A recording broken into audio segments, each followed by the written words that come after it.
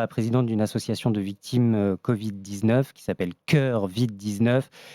Plainte contre des cabinets de conseil, dont McKinsey, pour corruption, pour recel de favoritisme, pour recel de détournement de fonds publics, pour prise illégale d'intérêt.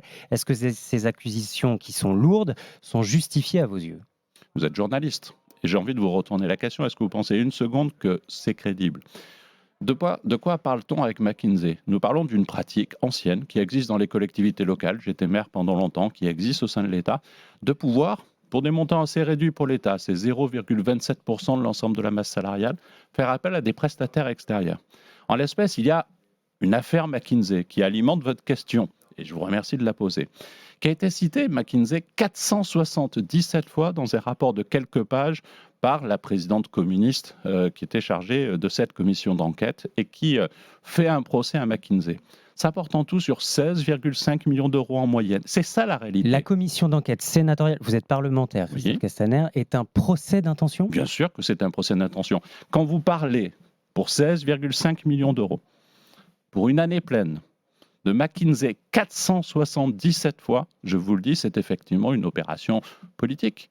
Emmanuel Macron parle de contre-vérité. Vous, en tant que parlementaire, ça ne vous choque pas qu'un président parle de contre-vérité à propos d'une commission d'enquête parlementaire? Mais je dirais même que la plainte que vous évoquez, j'en suis intimement convaincu, n'a aucune chance de prospérer. D'ailleurs, vous le savez vous-même. Mais plutôt que d'avoir un avis vous-même comme journaliste, vous m'opposez cette plainte qui a été déposée et dont vous savez qu'elle ne cheminera pas. Je vous le dis, il y a aujourd'hui en France, alors on peut décider qu'il faut embaucher des fonctionnaires pour faire des missions spécifiques, temporelles, par rapport par exemple à la mise à niveau d'un service informatique. Oui, parce que vous dites, pas ce que nous faisons. On fait ça depuis des années, de faire appel pour des prestations au secteur privé. Est-ce que c'est une raison pour continuer de le faire? D'autres candidats proposent d'arrêter. Mais ils ont raison. S'ils veulent recruter des fonctionnaires avec un statut de fonctionnaire à vie pour faire des missions temporaires, c'est leur choix. Parce qu'aujourd'hui, ça n'existe pas dans l'administration publique. Dans le pays des hauts fonctionnaires en France, il n'y a pas de fonctionnaires qualifiés pour toutes ces prestations. Mais parce qu'il y a un certain nombre de missions temporaires sur lesquelles vous faites appel à des prestataires privés. J'étais maire. Quand, par exemple, vous faites un plan local d'urbanisme... Mais lesquels, Christophe Castaner? Gérer les masques pour le Covid-19, organiser un séminaire pour l'éducation nationale, tout ça, les hauts fonctionnaires ne peuvent pas l'organiser eux-mêmes? Mais vous pouvez décider d'augmenter la masse salariale des fonctionnaires et de recruter des postes à profil particulier. Mais moi, vous savez, j'étais ministre de l'Intérieur.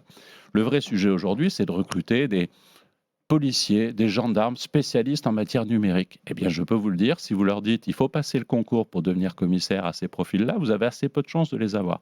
Si par contre vous ouvrez des missions temporaires avec des profils de ce type-là, vous avez des recrutements différents. Je pense que c'est vraiment un procès totalement idiot, celui de dire il faudrait que tout soit internalisé, de la cantine scolaire qui est dans l'école ou dans le restaurant du service administratif jusqu'à un certain nombre de missions spécifiques. Donc oui, pour 0,27%, c'est-à-dire moins que la moyenne de tous les pays européens. En France, il arrive à l'administration de faire appel à des prestataires extérieurs. Ensuite, il y a un procès politique qui est fait à McKinsey qui est fondé sur 16,5 millions d'euros en moyenne et dont effectivement, y compris sur RMC, on a dû gloser pendant des heures.